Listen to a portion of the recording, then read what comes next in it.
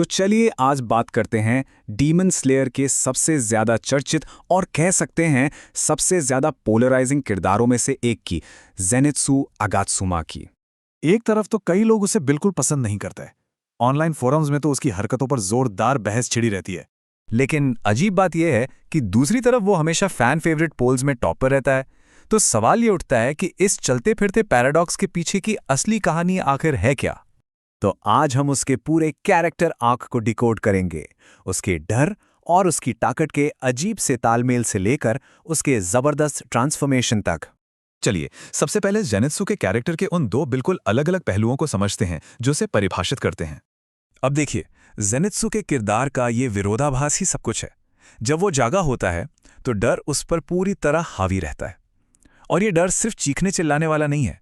असल में ये उसकी गहरी असुरक्षा और कमज़ोर आत्मविश्वास की जड़ है, जो उसे कई बार, खासकर महिलाओं के प्रति, अजीब व्यवहार करने पर मजबूर करता है। लेकिन जैसे ही वो बेहोश होता है, वो एक बिल्कुल अलग ही इंसान बन जाता है।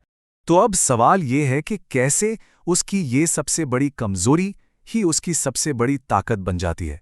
उसकी शक्ति का एक्टिवेट होना एक बहुत ही अनोखे प्रोसेस पर टिका है, जो पूरी तरह से उसके हद से ज्यादा डर पर निर्भर करता है।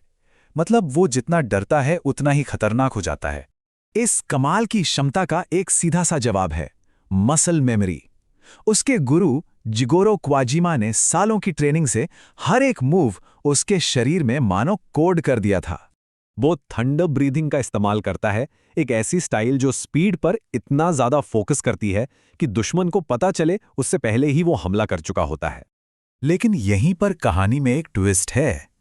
थंडर ब्रीदिंग के कुल 6 फॉर्म्स हैं, पर ज़ेनित्सु उनमें से सिर्फ पहला ही सीख पाया, और इसी वजह से उसे हमेशा ताने सुनने पड़ते थे।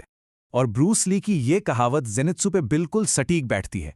उसने उस एक ही form thunder clap and flash को इतनी बार प्रैक्टिस किया कि वो उसमें एक तरह से भगवान बन गया। और उसकी इस ताकत को और भी ज्यादा घातक बनाते हैं उसकी सुपर ह्यूमन हियरिंग। वो दुनिया को एक ऐसे लेवल पर महसूस कर सकता है जिसकी हम कल्पना भी नहीं कर सकते। लेकिन ये समझने के लिए कि ज़ेनित्सु के अंदर लड़ने की ये आग आई कहां से, हमें उसकी जिंदगी के 2 सबसे जरूरी लोगों को जानना होगा, उसके गुरु और उसके सीनियर। वो और उसका सीनियर काइगाकू बिल्कुल ऑपोजिट थे। ज़ेनित्सु भले ही कमजोर था पर वफादार था। वहीं दूसरी तरफ काइगाकू टैलेंटेड होकर भी घमंड और जलन से भरा हुआ था।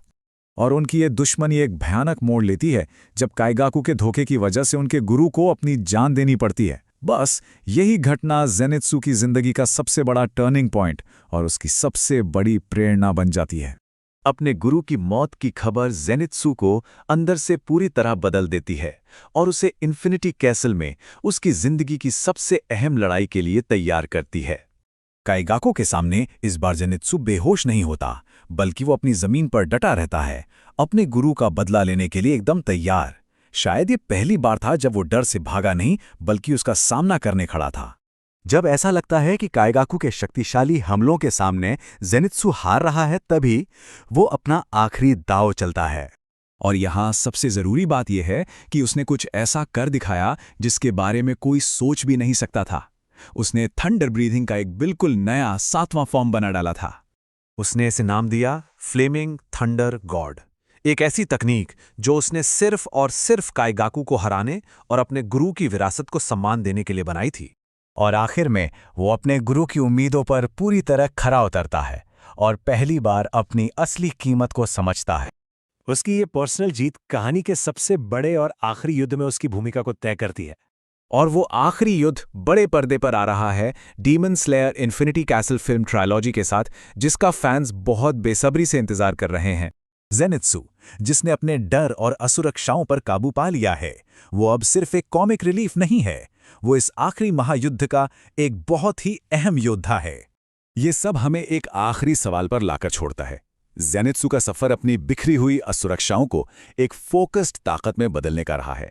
पर सवाल यह है कि क्या अब वो अपने अंदर और बाहर के दानवों का सामना पूरी चेतना के साथ कर पाएगा?